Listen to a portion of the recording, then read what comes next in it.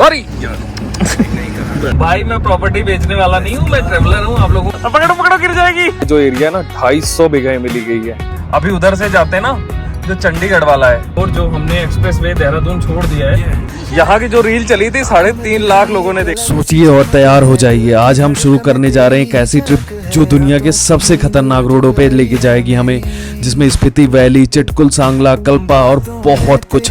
तो चलिए आज की यात्रा शुरू करते हैं। स्टार्ट करने जा रहे हैं एक ऐसी रोमांच वाली ट्रिप जो जबरदस्त होने वाली, यानी दिल्ली देहरादून एक्सप्रेसवे से सीधा हम पहुंचने वाले हैं शिमला नारकंडा, क्योंकि यहां से हमें जाना है स्पीति काजा।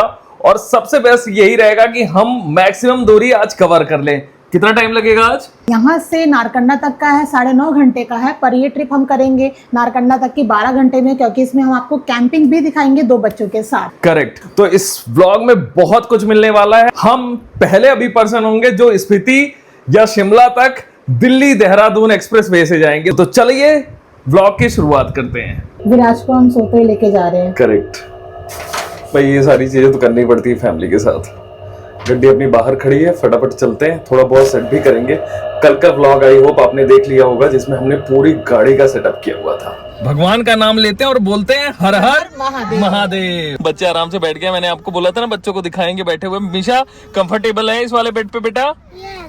Okay great. चलो मिनी चलते हैं, लेट नहीं करते हैं। घड़ी में बज चुके हैं 6:10 मॉर्निंग में। अब निकलते हैं सीधे दिल्ली देहरादून एक्सप्रेस वे पे। वैसे आप लोग बताओ ये वाला फ्रंट से जो ड्राइविंग एक्सपीरियंस है वो कैसा लगा? लास्ट वाले व्लॉग में आप लोगों ने इस पे बहुत प्यार बरसाया था, खासकर कुछ ऐसे। तो अगर आप लोग यहाँ पे लाइक कर दोगे ना यहाँ तक, तो फिर अगला जो व्लॉग है ऐसे ही बनेगा। अभी जस्ट हमने मैप लगा दिया है, गाड़ी रोक ली है। 6:21 हो गए यहाँ तक आते हुए। वो तो मिशा ने बोला कि पापा आपने मैप नहीं लगा रखा है। अब हमने सीधे अपने होटल का मैप लगा रखा है, और होटल तक टाइम दिखा रहा है 9 घंटे 16 मिनट। हम बीच में कैंपिंग करेंगे, ड्रोन उड़ाएंगे, तो फिर देखते हैं कितना अराइवल है। इसके हिसाब से हम 3:30 बजे तक पहुंचेंगे, और टोटल दूरी है 480 किलोमीटर। फाइनली जी हमने क्रॉस कर दिया ग्रेटर फरीदाबाद।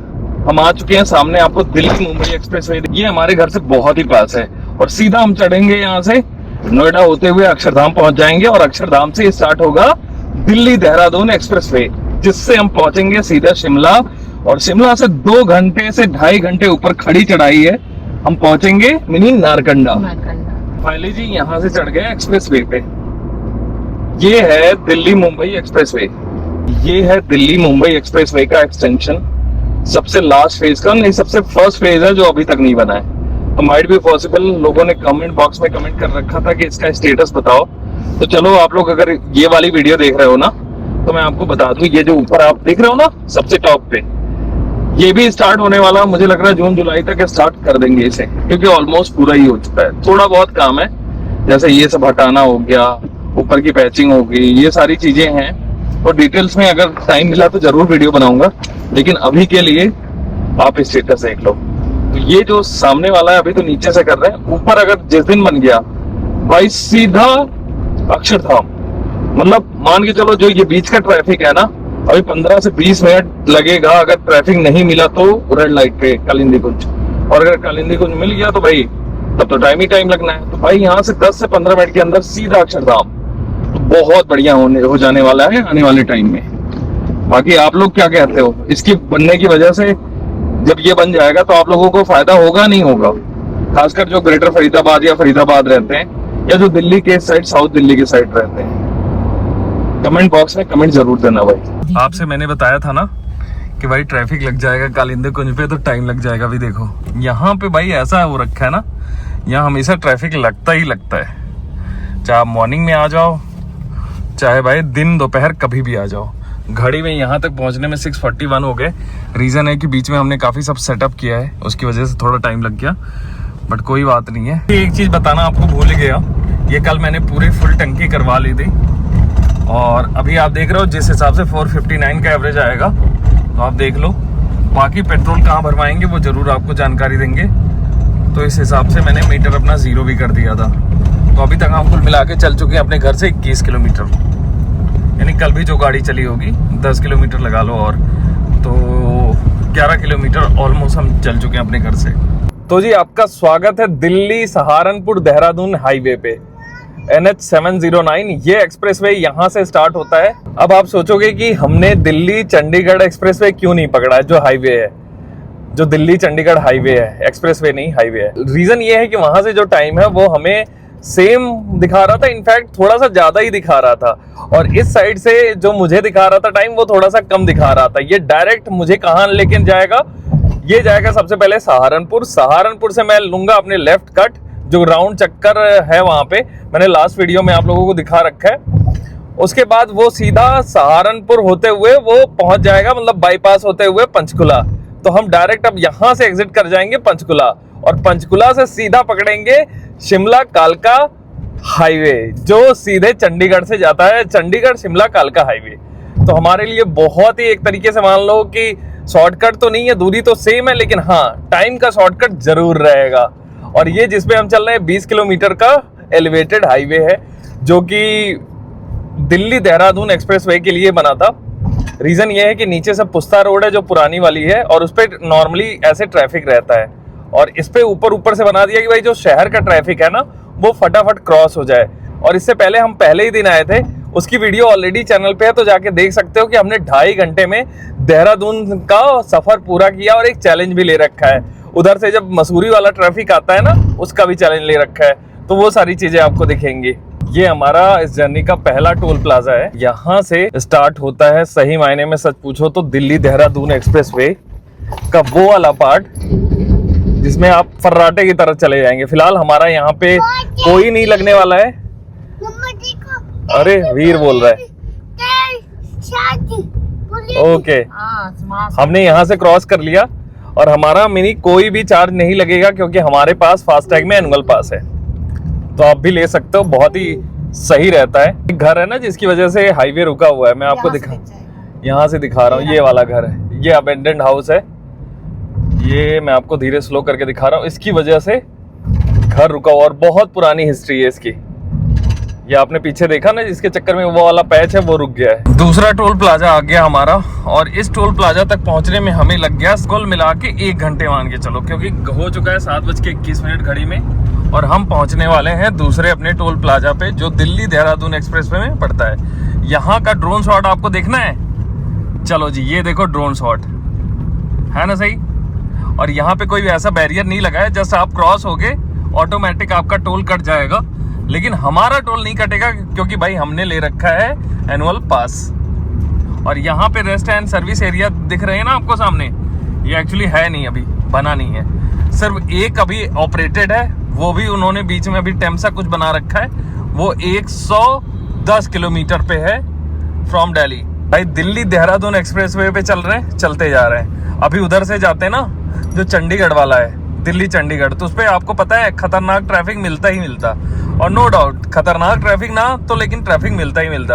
और इधर से क्या है कि भाई सीधा आपने क्रूज मोड पे अगर आपकी गाड़ी है तो उस पर लगाए, या तो सीधा एस्केलेटर पे पैर दबाया और सीधा चलते जा रहे हो। भाई ये एक्सप्रेसवे है, वो है नेशनल हाईवे, तो दोनों में डिफरेंस तो रहेगा ही रहेगा। और इसमें अभी ट्रैफिक भी कम है ऑब्वियसली, मतलब पूरा दिल्ली से देहरादून तक का ट्रैफिक कम है, बस देहरादून में जाने के बाद बहुत ट्रैफिक मिल जाता है, वो आजकल आप रील और शॉर्ट्स देख रहे होगे। और हम सीधा हमने अभी सेकंड टोल प्लाजा क्रॉस कर लिया है, और हम पहुंचने वाले हैं एक वो वाली जगह जो मिडवे, मैंने आपको इससे पहले एक रील डाली थी, एक शॉर्ट डाला था, बहुत चला था भाई, आप लोगों ने बहुत प्यार दिया था, करीब 3.5 लाख व्यू आए थे उस पर। आप जाके देख सकते हो, इंस्टाग्राम की आईडी ऊपर आ रही है, उस पर आपको वो वाली रील मिल जाएगी। आज भी वहाँ के बारे में जरूर बताएंगे कि भाई वो क्या है, और वहाँ पे लोगों ने इतना पसंद क्यों किया था, और कुछ जस्टिफिकेशन भी देने वाला हूँ, क्योंकि आप लोगों ने उसमें कमेंट भी बहुत सारे दिए थे ना कि भाई आप डीलर हो, ये है वो।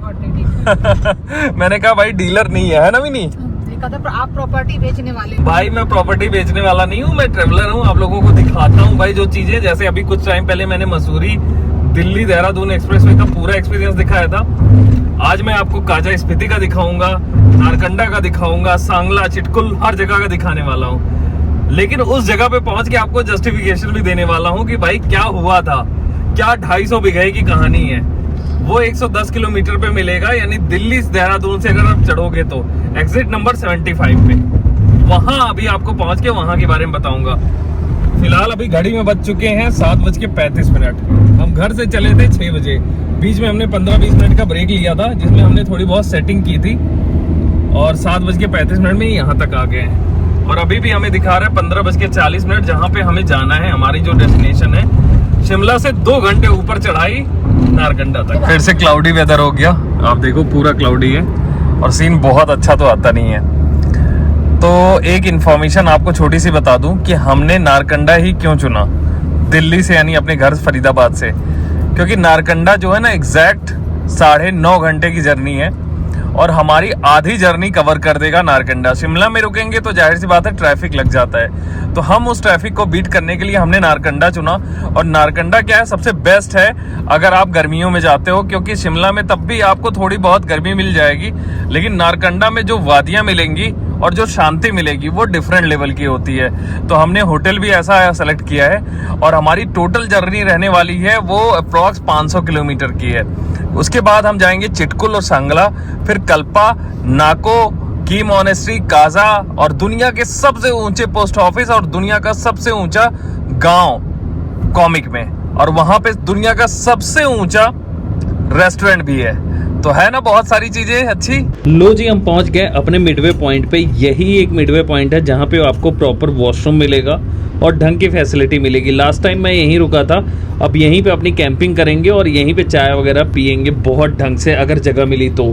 वैसे तो भीड़ ज़्यादा लग रही है, लेकिन let's see. Delhi Dehradun expressway का ये मिडवे है, इससे पहले मैंने दिखा चुका हूँ। यहाँ पे आपको थोड़े साफ़ सुथरे वॉशरूम मिल जाएंगे और थोड़ा सा बड़ा है। काफ़ी सारे ब्रांड यहाँ पे आ रहे हैं, वो देखो मैकडी का है और यहाँ पे कैप्सी वगैरह का है, काफ़ी सारा, बहुत बड़ा है ये। 250 बीघे में ये पूरा लिया गया है। ये जो एरिया है ना 250 बीघे में ली गई है, तो उसकी वजह से क्या है ना कि काफ़ी अच्छा स्पेस भी मिल जाता है। और यहाँ पे कुछ हवाई पट्टी भी बनाने का है कि कुछ इमरजेंसी लैंडिंग करें ना तो आराम से कर सके, क्योंकि जितना इधर है ना उस साइड भी उतना है।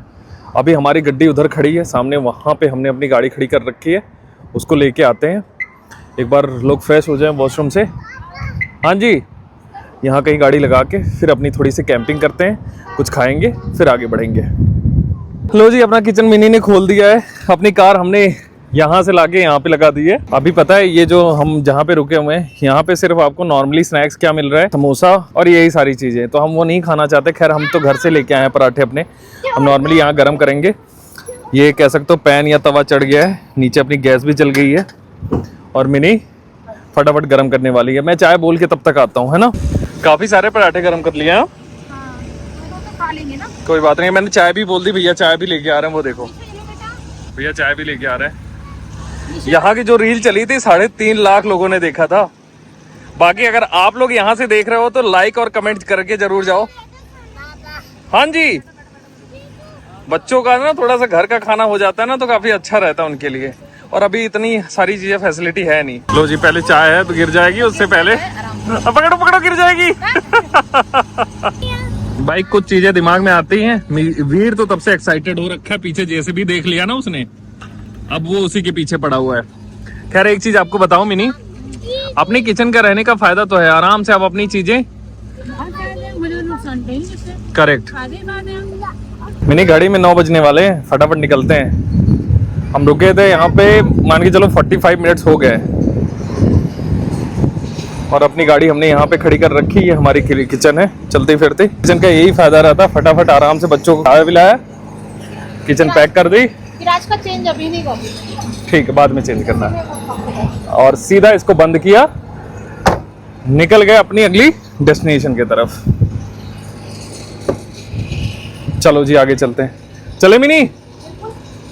Okay bye bye. इस जगह को बोलते हैं, इस जगह से बड़ी अच्छी यादें हैं। यहाँ के हमारे बहुत सारे लोग हैं, हमारी जनता है, हमारे प्यार बरसाने वाले लोग इस एरिए से हैं, जिन्होंने इंस्टाग्राम पे फॉलो कर रखा, वो भी इस वीडियो को देखेंगे तो उन्हें अच्छा लगेगा कि स्पीति कैसा है। बाकी इस यहाँ से आपको कैसा दिखता है कमेंट बॉक्स में जरूर कमेंट बताएं कि ये वाला जो मतलब वीडियो बनाने का है जिसमें ये स्टेयरिंग दिखता है साथ में, ये वो कैसा दिखता है। इसके लिए मैंने एक अलग से एक इक्विपमेंट ले रखा है, वो मैं पहाड़ों पे लगाऊंगा, यहाँ रखा हुआ है। गले में डालने वाला है ना, जिससे आराम से व्लॉगिंग हो सकती है। उसका काफ़ी अच्छा रिस्पॉन्स रहा है। लास्ट वीडियो में मैंने पूरा फुल एक्सपीरियंस शेयर किया है, तो उसे भी आप जाके देख सकते हो।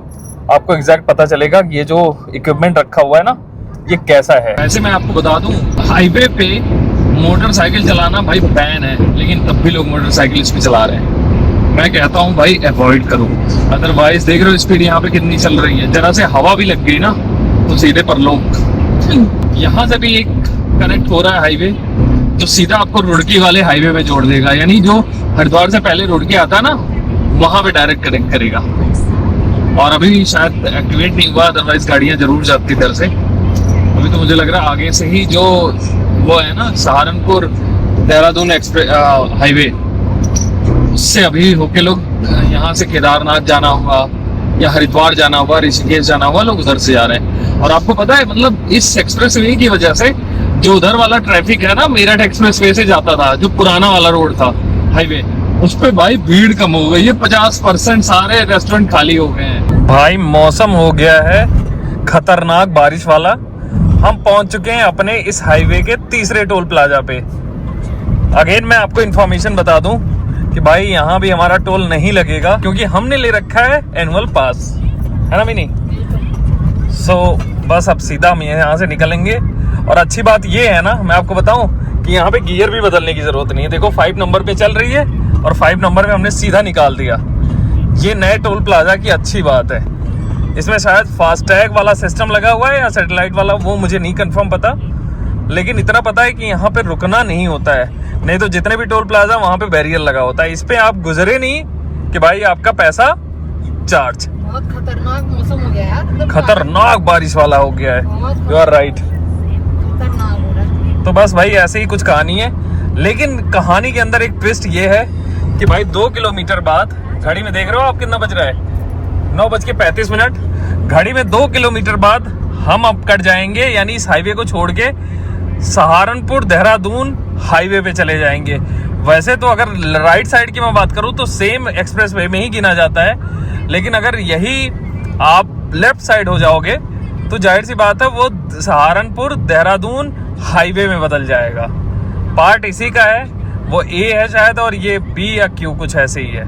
तो अभी देखना एक गोल चक्कर आएगा और ये वाला हाईवे जो एक्सप्रेस वे न्यू पैच है ये खत्म हो जाएगा और हम एंट्री कर जाएंगे सहारनपुर देहरादून हाईवे पे। और कुछ टाइम बाद वो कन्वर्ट हो जाएगा सहारनपुर पंचकुला हाईवे में। तो हमने क्या लिख के आ रहा है, धन्यवाद, पुनः आप आ सकते हो। तो हमें यहाँ करना है मानकपुर, तो हम यहीं से एग्जिट हो जाएंगे, हम गोल चक्कर पे नहीं जाएंगे। अगर आप लोगों को आना है देहरादून मसूरी साइड या और आगे तक जाना है हरिद्वार साइड, तो आप सीधा जाओगे और सीधा जाके गोल चक्कर करके आप घूम जाओगे अपने इस साइड यानी राइट साइड। हम जा रहे हैं, हमें जाना है शिमला, स्पीति वैली, काजा, तो हम कट रहे हैं अपने भाई लेफ्ट साइड। और ये मेरे लिए पहला एक्सपीरियंस होगा इस वाले रोड पे जाने का। लो जी, यहाँ पे तो पूरी गाड़ियां ही लगी पड़ी हैं मिलिट्री की, काफी सारे मिलिट्री वाले हैं, हो सकता है कुछ ना कुछ चल रहा हो। काफी सारे भाई आर्मी की गाड़ियां हैं। अब ये हम आ चुके हैं सहारनपुर देहरादून हाईवे पे। अब देखते हैं इस हाईवे की कंडीशन कैसी है, जो भी होगा हम जरूर बताएंगे। और ये है हाईवे नंबर NH 344 और वो जिस पे हम चल रहे थे वो था 344Q, तो ये उसी का पार्ट है। इसकी भी कंडीशन ठीक ठाक है और सेम यही हाईवे आगे कनेक्ट करता है जाके देहरादून से, जिसको आगे एक्सप्रेस वे ने एक्वायर कर लिया है। ये जी फर्स्ट टोल प्लाजा हमारे सहारनपुर यमुनानगर हाईवे का,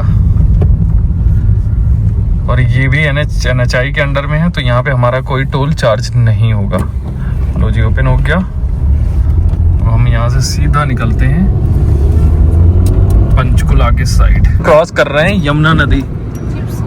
और ये है यमुना नगर से थोड़ा सा पहले, यानी मान के चलो 12 किलोमीटर पहले। अब जैसे ही ये क्रॉस हमने कर लिया, हम पहुंच गए यमुना नदी के किनारे बसे हुए शहर यमुना नगर में।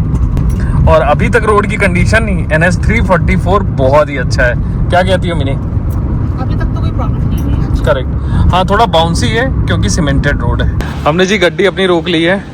कहाँ पे ये कोई जगह है, यमुना नगर से अगर आप 10 किलोमीटर आगे आते हो, काफ़ी पीसफुल जगह है। यहाँ से पंचकुला है भाई 60 किलोमीटर। जब से Delhi Dehradun express way start हो गया ना, तब से दिल्ली का सबसे बेस्ट वे यही हो गया है। दिल्ली से अगर आपको पहाड़ों के साइड स्पीति, शिमला या आगे कहाँ चिटकुल वगैरह कहीं भी जाना है वहाँ के लिए, तो भाई रोड की कंडीशन बहुत अच्छी है, आप आ सकते हो। दिखा रहा था कि हम 4:30 बजे तक पहुंच जाएंगे, अब ये बढ़ गया है और ये हो गया 5 बजे। हमने पैक करा लिया मैकडी से, यही हमारा लंच होगा और कुछ पराठे भी रखे हुए हैं। जनाब अब कहीं नहीं रोकना है, बस वॉशरूम आपकी वजह से बस वॉशरूम के लिए रुकेंगे।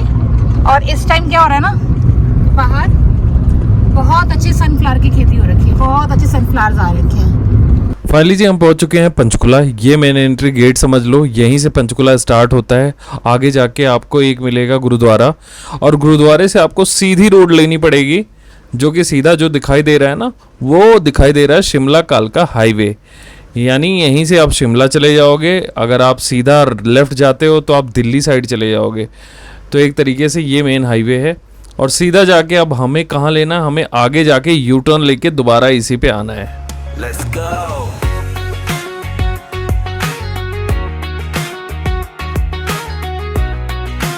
यहीं से लगता है यू टर्न लेना पड़ेगा। आंखों में तेरी एक अलग सी चमक है, दिल की धड़कन में तेरी ही झलक है, रातों की नींद उड़ गई है मेरी। ये है चंडीगढ़ शिमला हाईवे। अब हमने इस पे ले लिया। हाँ जी, क्या बोल रहे हो? मम्मा फ्लावर देखो। फ्लावर अभी रास्ते में दिला देंगे आपको, आगे हम कनेक्ट कर देंगे अभी हाईवे में, यानी ऊपर साइड। अभी तो ये लिंक रोड है नीचे वाली। आगे आ गया ना, देखो शिमला, चंडीगढ़ इस साइड हो गया, यानी लेफ्ट साइड, शिमला सीधा। पहला टोल प्लाजा है ये। भाई इस पे पता नहीं क्यों इतनी भीड़ लगी रहती है, हमेशा ऐसी भीड़ रहती है। ये क्या निकाल दिया क्या सारा?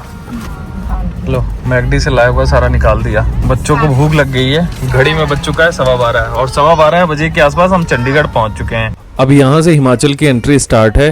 पहले एंट्री पे 70 रुपीज़ या 80 रुपीज़ के आसपास कैश लेते थे। अब यहाँ पे भी फास्टैग लग गया है, जो आपके फास्टैग बैलेंस से ऑटोमेटिक चार्ज हो जाएगा। लेकिन यहाँ पे भीड़ अभी बहुत ज़्यादा है। किनारे वाली लाइन हिमाचल की जो गाड़ियाँ उनके लिए होती है वो तो फर्राटे से निकल जाती हैं, लेकिन बाहर वाली गाड़ियों के लिए नंबर लगता है और वो काफ़ी स्लो होता है। इस बात की आप तैयारी करके आना, साथ में ये दिमाग में रख के आना कि यहाँ थोड़ा सा टाइम तो लगेगा ही लगेगा। हम जी पहुंच चुके हैं परवाणु। ऊपर रास्ता परवाणु को जाएगा और हम सीधा निकलेंगे भाई आगे शिमला के साइड। यहाँ से सीधा शिमला वाला रूट और उसके पहले परवाणु वाला कट। आगे टिम्बर ट्रेल भी आने वाला है, जो कि बहुत ही फेमस है। वो दूर ऊंचाई पे लेके जाते हैं, वो देख रहे हो ना, वहाँ पे लेके जाते हैं और वहाँ पे अच्छा रहता है, मौसम बहुत सही रहता है, ठंडा वेदर रहता है।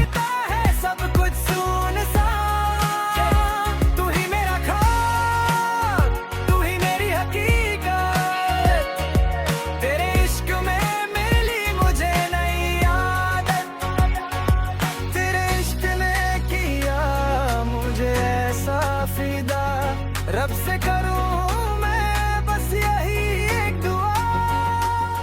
यहाँ पे भी जस्ट दोबारा से पेट्रोल भरवा लिया। कल मैंने पूरी फुल टंकी कराई थी, लेकिन मैंने कहा कि यहाँ से भी भरवा लेता हूँ भाई, झंझट नहीं होनी चाहिए। और वॉशरूम भी जाना था, यहाँ मुझे पता है साफ़ सुथरा वॉशरूम है। यहाँ से कुछ सीन ऐसा है, लास्ट टाइम भी जब चैल आए थे तो यहीं से भरवाया था हमने। यहाँ से पेट्रोल डलवा लिया है और जो पेट्रोल डलवाया है वो टोटल 1900 रुपये का पेट्रोल डलवाया है। इससे पहले घर से मैं चला था तो मैंने अप्रॉक्स 2700 रुपये का पेट्रोल डलवाया था। अब टोल गेट आने वाला है यहाँ से, और ये हमारा, ये कह सकते हो हिमाचल में पहला टोल है और इस हाईवे पे दूसरा टोल हो गया। शिमला अप्रॉक्स यहाँ से होगा 55 किलोमीटर, यानी हमने ये रोड चंडीगढ़ से 50 किलोमीटर तक अप्रॉक्स कवर कर लिया है। अब ये जो 50 किलोमीटर हो गया पूरी खड़ी चढ़ाई वाला होने वाला है। आ गया सामने टोल प्लाजा, ये हमने टोल प्लाजा क्रॉस कर लिया। NHI के अंडर में होगा तो ऑब्वियसली इस पे भी हमारा कुछ लगना नहीं है। अगर NHI के अंडर में नहीं होगा तो जाहिर सी बात है लगेगा हमारा। क्या भाई, टोल। घड़ी में बज चुके हैं जी 1:30 बजे तक हम पहुंच चुके हैं सोलान। सोलान बहुत ही फेमस एक डिस्ट्रिक्ट है हिमाचल प्रदेश में, और बहुत ही यहाँ से मतलब काफ़ी ट्रेड बहुत ज़्यादा होता है। और सोलान है किधर, मैं आपको रुको दिखाता हूँ। ये रहा मेरे दाहिने साइड, देख रहे हो कितना बड़ा शहर है। पहुंचने वाले हैं हम कंडा घाट। कंडा घाट से 2 रास्ते हैं, एक शिमला को, एक है चैल वाया कुफरी। मतलब इधर से भी नारकंडा जा सकते हैं, लेकिन भाई इधर के रास्ते बहुत खतरनाक हैं, तो हम कंडा घाट से शिमला वाला लेंगे। ना कि चैल वाला रास्ता लेंगे। और ये कंडा घाट का बस स्टॉप और सामने ही है कंडा घाट। ये जो ब्रिज है ना, ब्रिज से ही कंडा घाट स्टार्ट है। कंडा घाट में भी रेलवे स्टेशन है एक। यहाँ से जहाँ सामने वाली गाड़ी जा रही है ना, ये चैल को रास्ता, अब हम शिमला सीधा। लास्ट टाइम यहीं से मुड़ गया था मिशा। हाँ याद है, चाल के लिए ना। हाँ, ये है भाई कंडा घाट की मार्केट।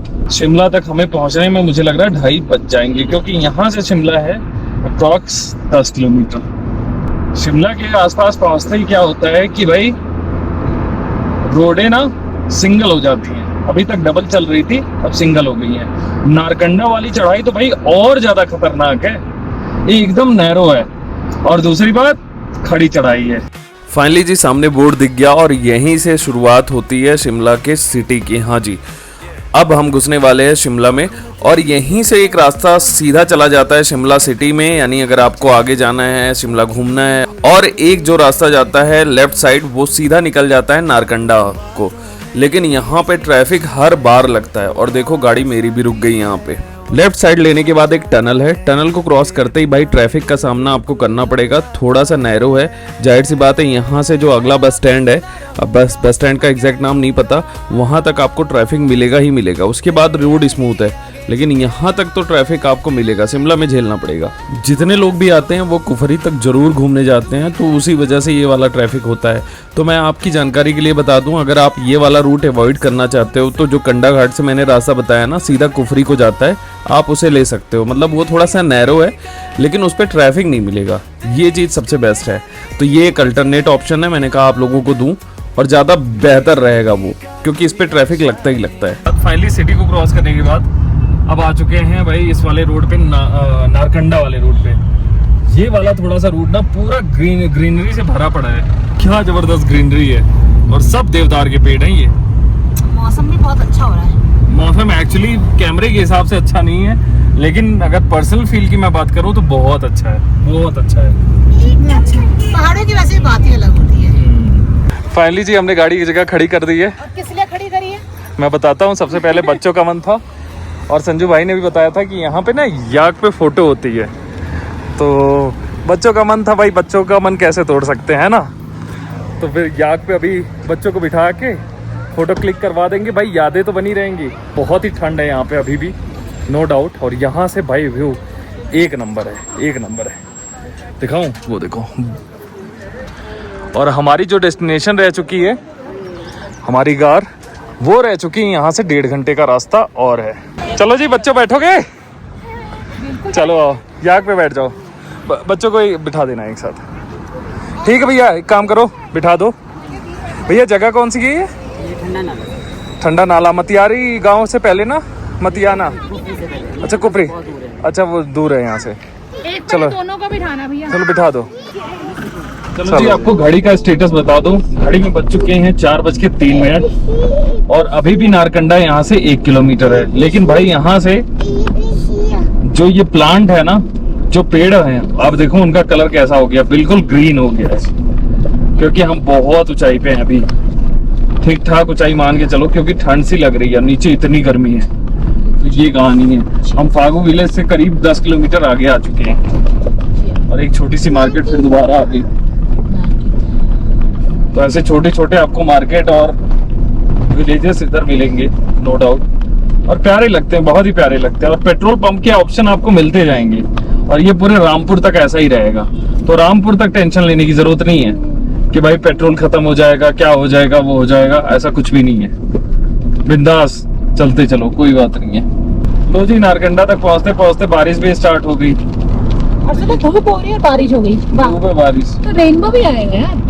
रेनबो पहाड़ों में भाई ऐसा होता है, ऊपर देखो, हो सकता है स्नोफॉल भी हो जाए, रेन आ रही है। पता ही नहीं है, कुछ भी हो सकता है। यहाँ तो अनप्रेडिक्टेबल है, कुछ भी हो सकता है। ऊपर देख रहे हो ना, सारे एप्पल के ट्री हैं, और इस साइड तो बहुत एप्पल मिलेंगे आपको। यही शिमला वाले एप्पल हैं, और अभी छोटे छोटे बच्चे जैसे कह सकते हो वो आ गए हैं। और ऐसे ही सेम किन्नौर तक भी ऐसे ही मिलेंगे। किन्नौर में बड़े मिलेंगे, अभी किन्नौर में यहाँ से बड़े होंगे। देखो अगर आप स्पीति या किन्नौर साइड जाते हो ना तो दिल्ली से सबसे मिडवे पॉइंट पड़ेगा वो नारकंडा। अब शिमला भी पड़ेगा, शिमला में आपको ऑप्शन भी मिल जाएंगे, लेकिन शिमला में ना बिल्कुल सिटी वाइब आती है। और भाई मुझे चाहिए था पीसफुल, हम सबको चाहिए था एक ऐसा डेस्टिनेशन जहाँ से देवदार के पेड़ दिखाई दे, थोड़ा सा सामने पूरी वैली दिखाई दे, घाटी दिखाई दे। इस चक्कर में भाई हमने सेलेक्ट ही किया है नारकंडा, और नारकंडा सबसे बेस्ट है। और यहाँ से नेक्स्ट मॉर्निंग में सेम उतना ही रास्ता पड़ता है जितना आप दिल्ली से नारकंडा आते हो, और उधर वाला एक्चुअली पहाड़ है, तो दैट्स रीज़न हमने पूरा मिडवे पॉइंट पूरा पैकेज। और शिमला में आपको गर्मी मिल जाएगी, नारकंडा में एक नंबर की भाई ठंड होती है, बहुत ही प्यारी लोकेशन है यार। कितना ग्रीन है यार, और ऊपर से बारिश हो गई ना तो और ग्रीनिश एकदम लैविश ग्रीन दिख रहा है। पता नहीं, आई होप जस्टिफाई कर रहा होगा कैमरा, बट मैं वैसे बताऊं बहुत ही प्रॉपर ग्रीन दिखाई दे रहा है। और ऊपर देखो पूरा भाई साहब लगे सेब नाशपाती के प्लांट ही लगे हुए हैं पूरे तरीके से। आप लोगों को ऐसा नहीं लग रहा है स्नोफॉल सी हो रखी है? मिनी कह रही थी जैसे स्नोफॉल सी लग रही है। दूर से मुझे ऐसा लगा स्नो कहाँ से आ गई।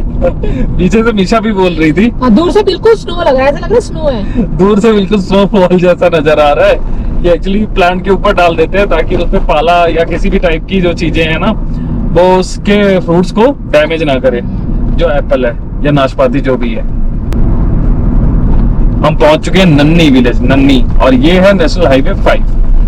लेकिन हाईवे के नाम पे अभी धोखा हो रखा है क्योंकि बहुत सारा खड्डे हैं, बहुत खड्डे हैं भाई। नचाई ऊपर पहाड़ों के साइड भी देख लो भाई, ये मेन हाईवे है और यहाँ से चाइना भी कनेक्ट होता है। घड़ी में बज चुके हैं 5 और हम पहुंच चुके हैं नारकंडा। यहाँ से नारकंडा की सीमा स्टार्ट होती है, और नारकंडा में जाने के बाद हमारा होटल पहले से ही हमने ले रखा। बहुत ही प्यारी प्रॉपर्टी है, विंटरफेल प्रॉपर्टी का नाम है। मैं आपको चलो सीधे मिलता हूँ विंटरफेल प्रॉपर्टी के बाहर, आपको बहुत ही अच्छा लगेगा प्रॉपर्टी देख के। फाइनली जी पहुँच चुके हैं अपने होटल पे, और होटल की जो लोकेशन है बिल्कुल मेन नारकंडा मार्केट के जस्ट थोड़ा सा ही बाहर है, मतलब थोड़ा सा क्या सिटी के अंदर ही है।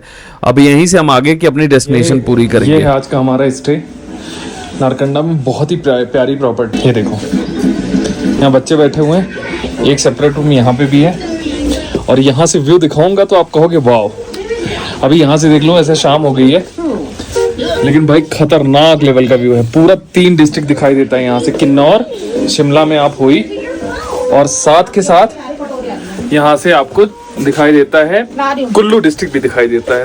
दिल्ली एनसीआर से नारकंडा पहुंचने में अप्रॉक्स 12 घंटे लग गए। 2 घंटे बीच में स्टॉप भी लिया जिसमें कैंपिंग की, साथ में 1-2 रेस्ट स्टॉप और लिया था।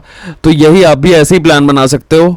और हम कल निकलने वाले हैं यहाँ से दुनिया की सबसे डेंजरस रोड यानी चिटकुल सांगला रोड पे, जिसमें हमें बारिश भी मिली थी। तो वो वाला व्लॉग जरूर देखना। अगर नए हो तो सब्सक्राइब कर लो, पुराने हो तो लाइक और कमेंट करके जाओ, और हाँ हाइप का बटन जरूर दबाना। Thank you.